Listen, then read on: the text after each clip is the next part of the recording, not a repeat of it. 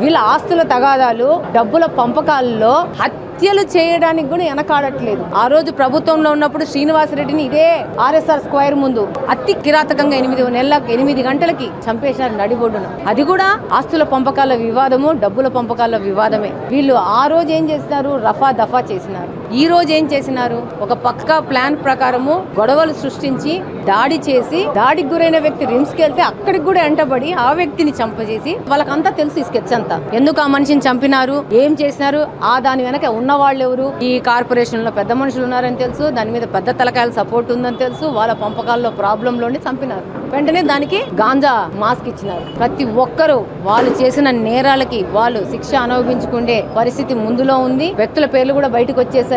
System ని compromise చేయాలనే ఉద్దేశంలో వీళ్ళ వెనక ఈ పార్టీకి సంబంధించిన నాయకులు పెద్దోళ్ల సపోర్ట్ తో వీళ్ళకి అరాచకాలు, కిరాతకాలు మొదలు పెట్టారు. చట్టం తన పని తాను తీసుకుపోతుంది, ఎవ్వలని వదిలే పరిస్థితి లేదు.